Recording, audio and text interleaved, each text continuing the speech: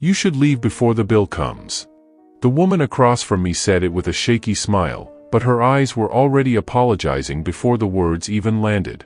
Rain hammered against the giant glass windows of the downtown restaurant. Soft jazz floated through the room.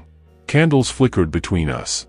Everything looked expensive enough to make a normal man uncomfortable. And I was definitely a normal man. I stared at her for a second, confused. What? She lowered her eyes to the untouched pasta in front of her. I checked the prices when you went to the restroom. Her voice cracked slightly. There's no way I can afford half of this place. For a moment, all I could hear was the thunder outside. This was our first date. And somehow, she looked more terrified than people did at funerals. The waiter walked by carrying a bottle of wine that probably cost more than my monthly grocery bill. The woman sitting across from me, Emily Carter, quietly reached for her purse like she was preparing to escape. I'm serious, she whispered. I don't want you thinking I tricked you into this. I leaned back slowly, studying her. Beautiful but exhausted.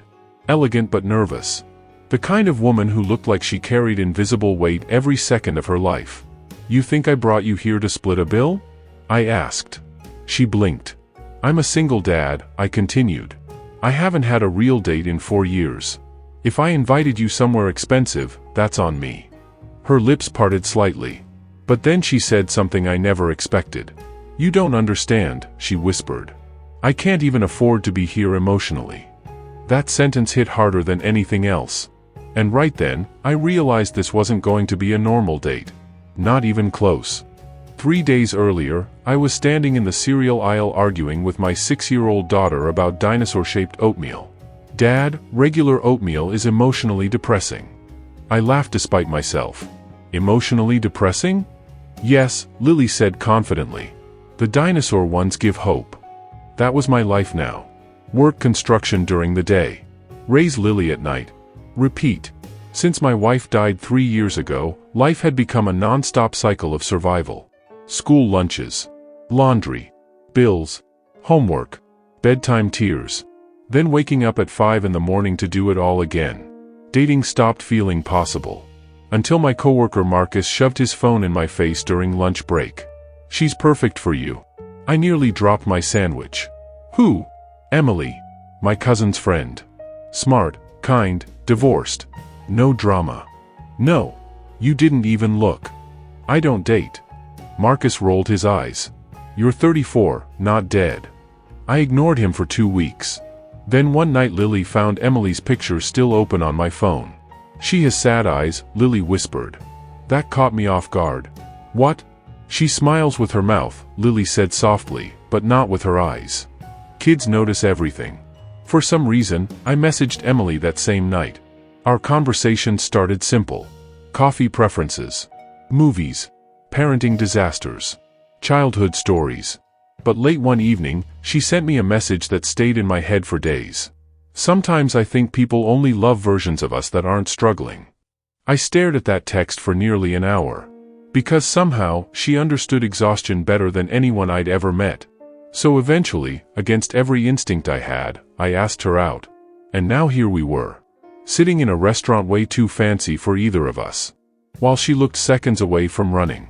I should tell you the truth, Emily said quietly. Outside, lightning flashed across the city skyline. I folded my hands together. Okay. She inhaled shakily. I almost canceled tonight. Why? Because I sold my grandmother's necklace this morning. The words stunned me. Emily laughed bitterly before I could answer. Not exactly first date conversation, huh? What happened? She stared at the candle between us. Medical bills. Everything inside me tightened. My mom has early onset dementia, she continued. Insurance stopped covering part of her treatment. I watched her carefully now. The nervousness. The exhaustion. The invisible pain Lily somehow noticed instantly. Emily swallowed hard. I used to be successful, you know. You still are. No, she shook her head. I used to own a marketing company. Nice apartment. Nice car. Expensive vacations. Her smile faded. Then my ex-husband stole most of the business during the divorce. That's illegal. So is emotionally destroying someone. She forced a tiny laugh. Didn't stop him. The waiter arrived with our meals, but neither of us touched them. I almost didn't come, she admitted. I figured once you realized how messy my life is, you'd disappear like everyone else. I looked at her for a long moment. Then I quietly asked, who taught you that you're only lovable when your life looks perfect? Her eyes immediately watered. Not dramatic tears. The dangerous kind people fight desperately to hold back. I don't know, she whispered.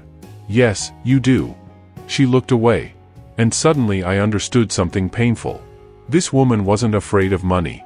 She was afraid of rejection. Afraid that struggle made her unworthy. And honestly, I knew exactly what that felt like. The date should have ended after dinner. Instead, we walked through the rain together. No umbrellas. No destination.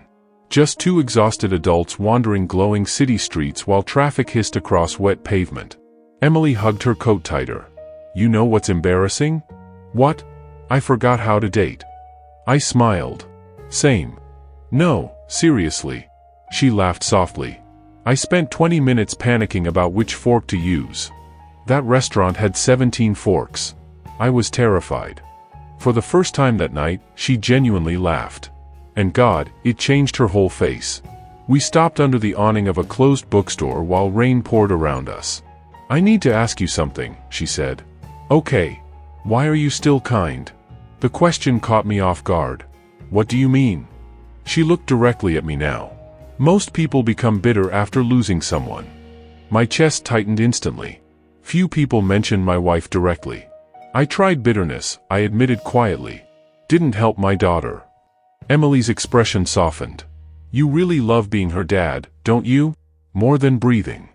I pulled out my phone and showed her a ridiculous picture of Lily wearing spaghetti on her head like hair extensions. Emily laughed so hard she nearly cried. But then her smile faded. She's lucky, Emily whispered. Something about the way she said it hurt. You wanted kids? Her silence answered first. Then came the whisper. I can't have them. The city noise suddenly felt distant. My ex-husband blamed me for it, she continued quietly. Eventually he started treating me like I'd failed some kind of test. I felt anger rise instantly. He's an idiot. Emily shook her head. Maybe. But after enough years, you start believing people when they say you're broken. I stepped closer without thinking. You are not broken. Her eyes met mine. And for one suspended second beneath the rain and city lights, both of us stopped pretending we weren't already falling for each other. 2 weeks later, Emily met Lily. I expected disaster. Instead, my daughter opened the front door, stared at Emily for 3 seconds, then announced, You smell like bookstores and sadness. I nearly died on the spot. Lily. Emily burst into laughter so hard she had to lean against the doorway. She's not wrong, Emily admitted. That was the moment everything changed. Over the next month, Emily slowly became part of our tiny world. Movie nights. Saturday pancakes. Helping Lily with art projects. Sometimes I'd catch Emily watching us quietly like she couldn't believe families like ours existed. One evening after Lily fell asleep on the couch, Emily whispered, I forgot homes could feel peaceful. The way she said it shattered me. You deserve peace too, I told her. Her eyes lowered. I'm trying to believe that. Then came the night Lily got sick. High fever. Crying. Panic. I was rushing around the kitchen trying to find medicine when Emily gently grabbed my wrist. Breathe, she said calmly. Within minutes, she had cold compresses ready, cartoons playing softly, and Lily asleep against her shoulder. I watched them from the hallway feeling something terrifying grow inside me. Hope. Later that night, Emily sat beside me in the kitchen. You're staring, she teased softly. I'm thinking. Dangerous. I smiled faintly before turning serious. You'd make an incredible mother. The words escaped before I could stop them. Emily froze instantly. Tears filled her eyes so fast it scared me. No one's ever said that to me before, she whispered. And suddenly I realized, this woman had spent years being loved incorrectly. But I was already falling in love with every broken piece she tried to hide. Everything changed on a Thursday afternoon. I arrived home early from work and found Emily sitting on my porch crying silently. Instant panic hit me. What happened? She quickly wiped her face. Nothing. Emily. She handed me a folded letter with trembling fingers. Final notice. Her mother's care facility was demanding immediate payment. $23,000. I looked up sharply. How long has this been happening? A while. Why didn't you tell me? Because it's not your problem. I stood there stunned. You've been carrying this alone? What else am I supposed to do? Her voice cracked. I'm drowning, Jake. That sentence destroyed me. She finally broke down completely after that. Not graceful crying. Real crying. The kind people hide from the world. I'm losing everything, she sobbed. Again. Without thinking, I pulled her into my arms. And she collapsed against me like she'd been holding herself together for years. I've got you, I whispered. No you don't, she cried. Nobody keeps me once life gets difficult. I held her tighter. But then she said something that changed everything. There's another reason I didn't tell you. My stomach tightened. What reason? She looked terrified now. My ex-husband contacted me. Instant silence. What did he want? Emily's face turned pale. He offered money. That sounds good. He wants me to come back. Rage hit me so fast I nearly shook. And what did you say? Her eyes filled again. I told him no. Relief flooded me for half a second. Until she whispered the rest. But I don't know how much longer I can afford to keep saying it. For 3 days, Emily stopped answering my calls. No texts. No visits. Nothing. I barely slept. Finally, on Sunday night, I drove to her apartment. The moment she opened the door, I knew something was wrong. Suitcases sat near the couch. My heart dropped instantly. You're leaving. She looked destroyed. Jake. No. I have to think about my mom. You think going back to that man will save her? He has money. He also destroyed you. Emily started crying immediately. You don't understand the pressure I'm under. Then let me help you. I can't ask that from you. Why not? The silence after my shout felt brutal. Then Emily whispered the real truth. Because if I need you too much, you'll eventually hate me. That sentence hit harder than anything else. I stepped closer slowly. Who convinced you love works like that? My entire marriage. I looked at the packed suitcases again. Then back at her trembling hands. And suddenly I understood something.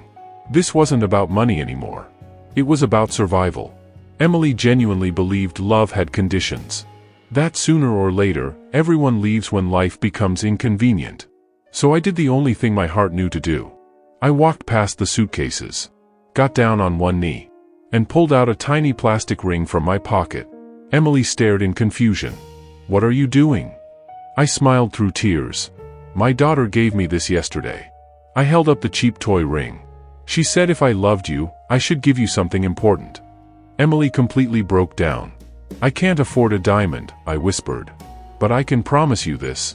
I took her shaking hand. You will never carry pain alone again. Emily collapsed into my arms sobbing so hard she could barely breathe. You don't understand, she cried.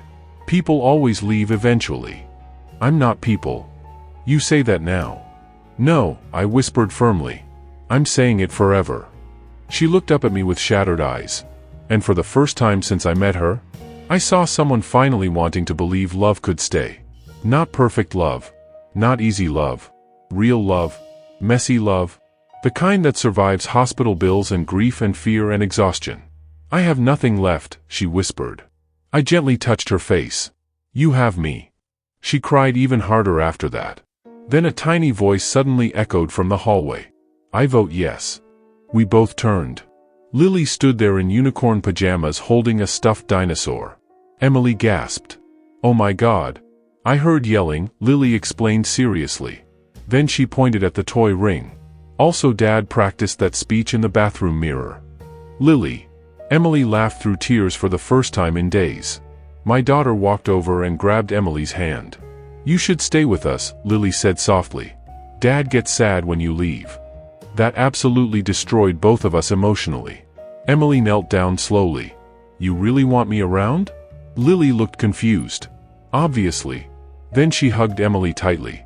And in that moment, standing inside that tiny apartment filled with fear and uncertainty, something healed. Not magically. Not completely. But enough. Enough for hope to finally breathe again. 6 months later, Emily stood in our kitchen wearing one of my old hoodies while flipping pancakes beside Lily. Sunlight poured through the windows. Music played softly. And for the first time in years, the house felt whole. Life wasn't magically perfect. Bills still existed. Her mother's condition still hurt. Some nights Emily still woke up from nightmares about losing everything again. But now she didn't face any of it alone. That mattered. A lot. I walked into the kitchen carrying coffee when Lily suddenly yelled, "Don't move." We both froze. Lily stood there holding construction paper and markers with deadly seriousness. "What's happening?" Emily asked cautiously. "I made something." She shoved the paper toward us. At the top, in giant crooked letters, it read, "Official family members."